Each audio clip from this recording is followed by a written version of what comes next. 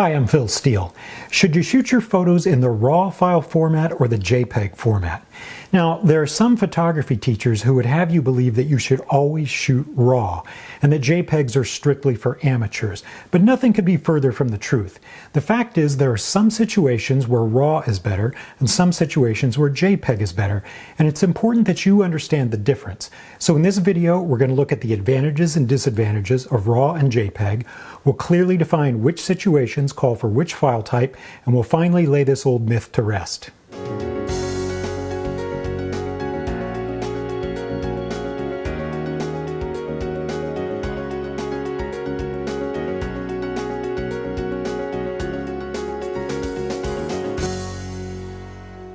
I have a confession to make. I shoot JPEG more often than I shoot RAW. Now, according to some arrogant photography teachers out there, this brands me as an amateur. But the fact is, most of the photography that I do is more suitable to JPEGs. The choice of RAW or JPEG is less about your level of photography expertise than it is about the kind of photos you're taking and what you intend to do with them. So first, let's define exactly what these two file types are. Let's start with RAW. A RAW photo file is the unprocessed image data coming straight off your camera's sensor. It hasn't had any enhancements or adjustments applied to it. It hasn't been processed to reduce its size. It's just the naked image data coming in from every single pixel on your camera's sensor.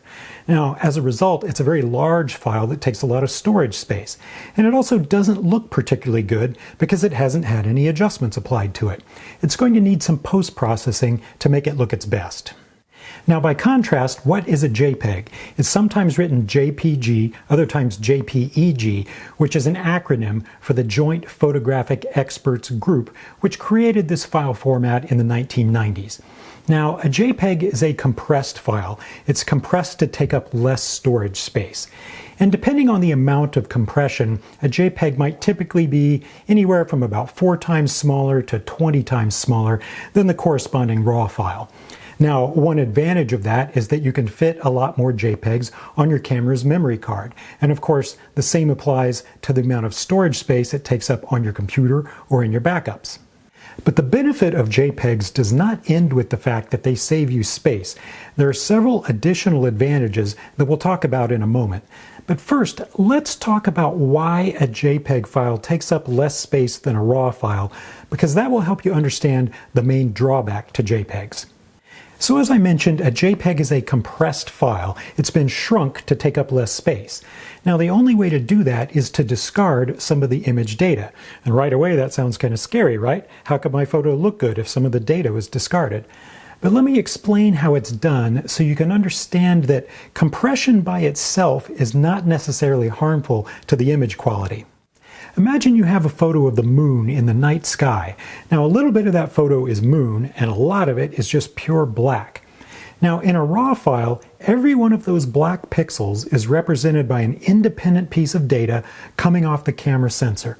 The sensor is basically saying, pixel number 1, black, pixel number 2, black, pixel number 3, black, and so on for 20 million or 50 million pixels. But now instead, imagine that you had a way to write that in shorthand. Maybe you'd write something like pixel number 1 through pixel number 753,000, all black. You just condensed 753,000 separate pieces of data from the RAW file into a little description that takes up a tiny, tiny fraction of the space. And no data was lost. Therefore, no image quality was lost. So compression by itself does not necessarily reduce the image quality. So where does the loss of quality in a JPEG come from? Well, the thing to understand here is that there are different degrees of compression. You can compress the file a little bit to make it take up a little bit less space, and you can do that with little or no impact on the image quality. Or you can compress it a lot to make it take up a lot less space. But when you do that, you start making compromises to the image quality. Let's look at another example to see why. Instead of the black sky of night, let's say you have a blue sky in the daytime. Now, of course, the sky is not one solid uniform shade of blue. It's actually a slow, smooth gradient of color, lighter blue here, darker blue there. And because it's a smooth gradient, each pixel may be slightly different in shade from the pixel beside it. Maybe not even a difference that your eye could detect. So the JPEG compression algorithm, as you keep turning up the compression more and more, it starts to look at two adjacent pixels that are almost the same color, where your eye can't even tell the difference, and it says, I'm just going to treat these two as the same color in order to save space.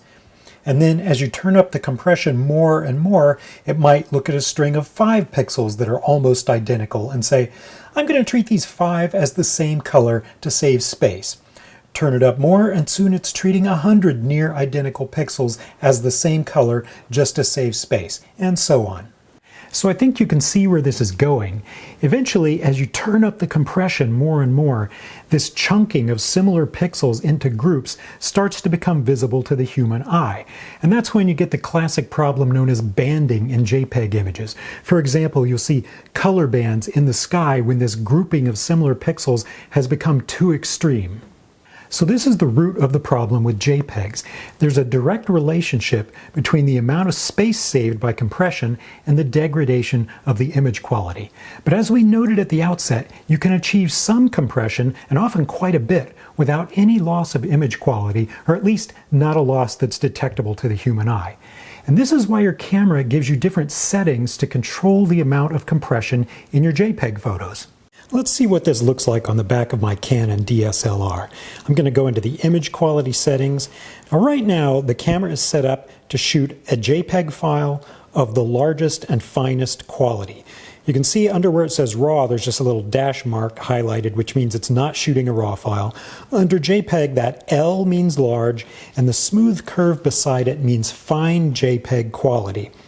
Now, you can see up at the top that the large file setting means it's shooting the biggest number of pixels that it can. It's using the full image sensor, which in this case is 5760 by 3840 pixels. And at this setting, I can fit 1,820 photos on this memory card, or what remains of this card. Now, if I needed to get more photos on there, I could reduce the quality. I could reduce the JPEG quality first. I could go over and shoot a large file. It's still the same pixel dimensions, but now the JPEG compression is turned up to fit more images. And the little stair-steppy looking curve beside the L means the JPEG quality is going to be not quite as smooth, not quite as good. This is still a very good quality JPEG, though. They don't really let you shoot a low quality one. You might call this a medium quality JPEG. As you can see at this setting, I can fit 3,527 photos, which is about twice as many as I could fit on the fine quality. Now, if you wanted even more, I could go down. The M stands for medium size. Now the pixel dimensions are actually getting reduced. I'm not using the full image sensor. This is 3840 by 2560 pixels. So it's just using the center part of the sensor to take the photo. And again, if I wanted even more, I could reduce the JPEG quality. Now I'm up to 6,181 photos that I could get on the card. And I could keep going to make it a small size, and so on and so on. Now let's go back now instead and switch to no JPEG, and instead I'll go to RAW.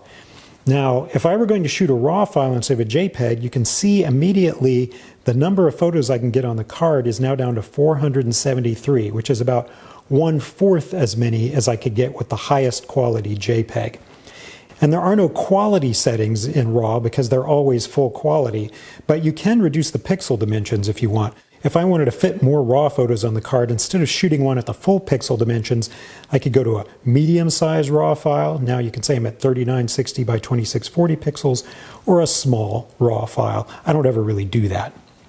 And finally, you do have the option on this and many cameras to simultaneously shoot a RAW file and a JPEG file, and that's something we'll talk about later in this video.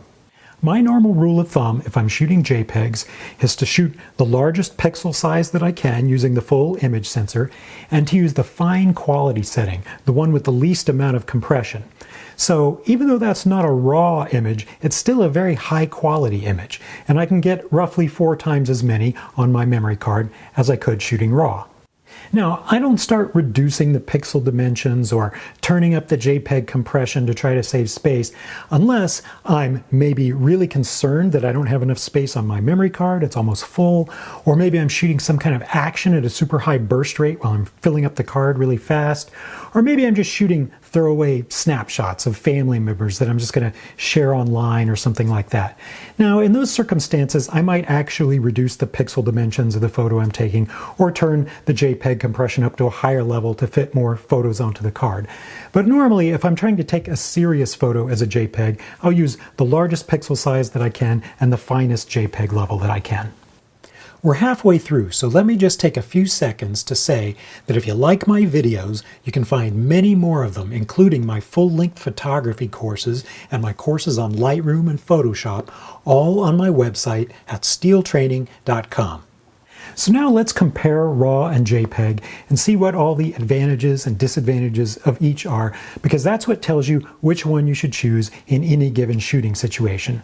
Let's start with RAW. We know the main disadvantage is that they're big. They take up a lot of space on your camera's memory card and on your computer. So what advantage do you get from RAW to compensate for having that big file? Well, the biggest advantage to a RAW file is that later in post-production on your computer, you're able to make more extreme adjustments to that photo. For example, you could boost the light and shadow areas, or you could recover highlights from bright areas that look like they're blown out. And the reason you can do that is there is often more data in that file than meets the eye. There's subtle light or shadow data in there, and the processing software can pull that data out of the RAW file. Now, it's important to note that you can also do this with JPEGs, and you can often make all the adjustments that you need to a JPEG photo. But sometimes, if you need to really push the limits and make extreme adjustments, especially extreme exposure adjustments, you might be able to find data in some of those areas of the RAW file that would have been lost to compression on a JPEG. A RAW file has a similar advantage when it comes to adjusting the white balance in post-production. Here's a RAW file. You can see in the white balance settings here in Lightroom, I can drop this little menu down and I get a long list of different options. These are the options that the camera would have given me at the time in the field when I was taking this photo. So I can look at it as it was shot, but I could also switch and say, how would it look if I had shot it with the daylight setting on the camera? And how would it look if I shot it with the cloudy setting on the camera? Now, by contrast, when I'm working with a JPEG photo like this one in Lightroom, and I look at the white balance settings, I don't have all those options.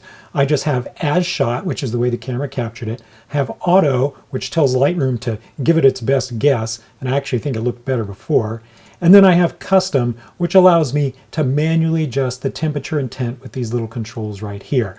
But even by using those temperature and tint controls, I could not recapture some of the options that I would have available if I were using a RAW file and I had all of these original configuration settings to choose from. So that's the core argument for shooting RAW. It gives you more flexibility for extreme adjustments of exposure and color in post-production. And all things being equal, that would be a no-brainer choice. But of course, all things are not equal. We've already talked about the main disadvantage of RAW, which is that the files are large, but there are other disadvantages to the RAW format as well. The first disadvantage shows up if you're shooting something like sports or action, where you need to shoot at a very high frame rate to try to capture fleeting moments. If you're shooting bursts of 5 or 10 frames per second, the large size of RAW files can create two different kinds of problems. The first problem is just the obvious one of filling up your memory card very fast and then having to stop to change cards. The second problem shows up because your camera has a limited speed at which it can write data to the memory card. Now, to help with that, the camera has a little internal memory buffer where it stores the photos while it's writing them to the card. But when that buffer fills up, then your burst rate slows down to the actual speed that the camera can write data to the memory card.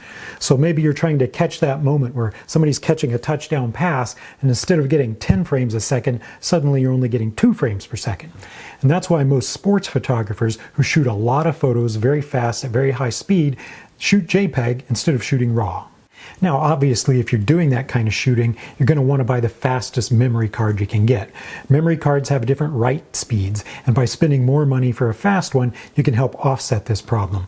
But there will always be some speed limit on how fast your camera can write data to that memory card. And if you exceed that limit, then your frame rate will slow down. And you're going to exceed that limit sooner if you're shooting RAW.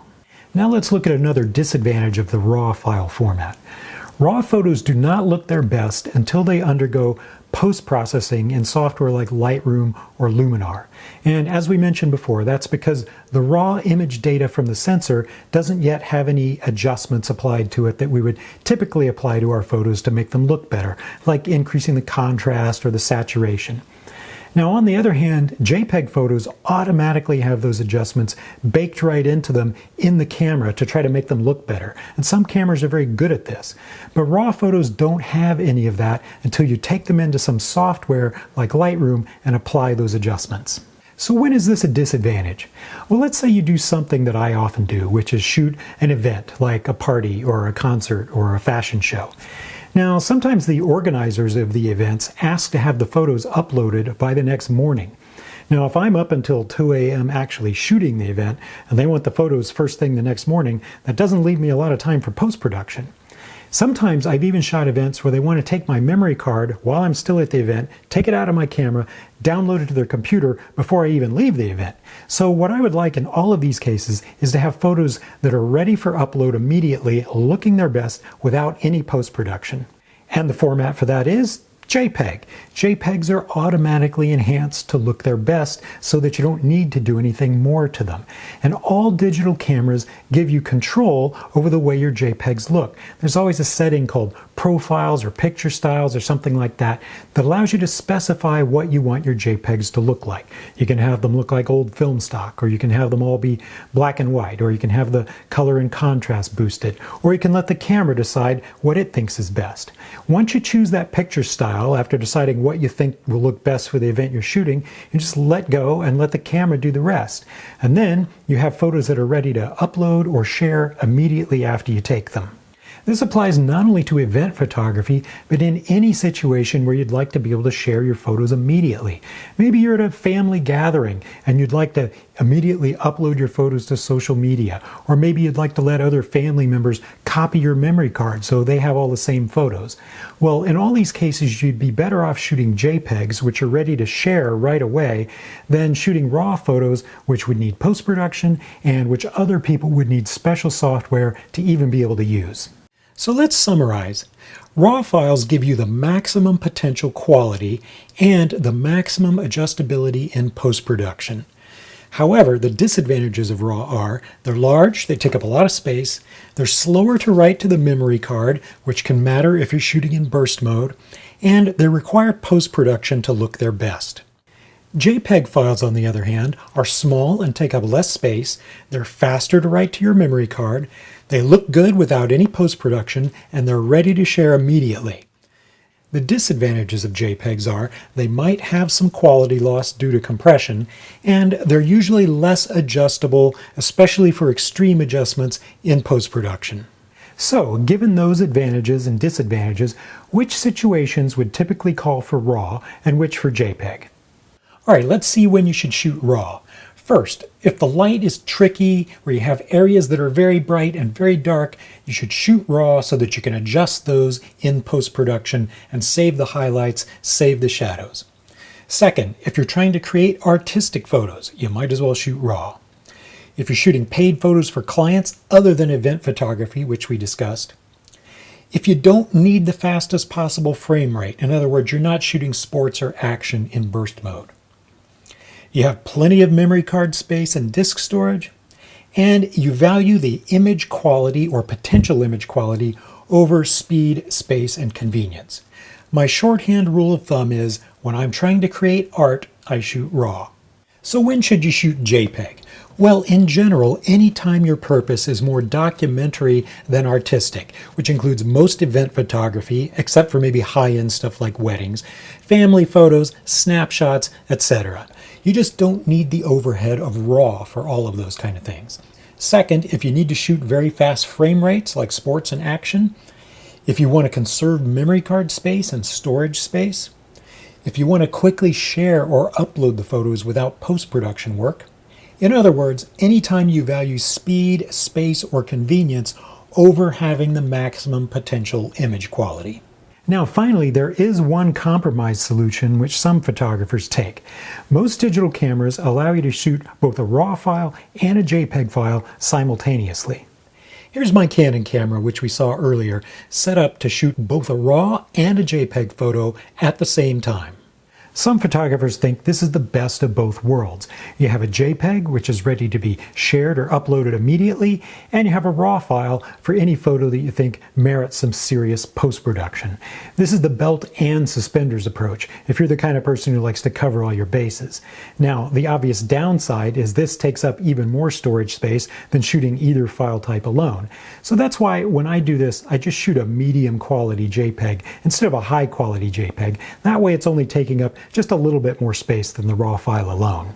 But the vast majority of the time, I know whether I'm in a JPEG situation or a RAW situation, and I just set my camera accordingly. All right, I hope you found this helpful. I look forward to talking to you again soon.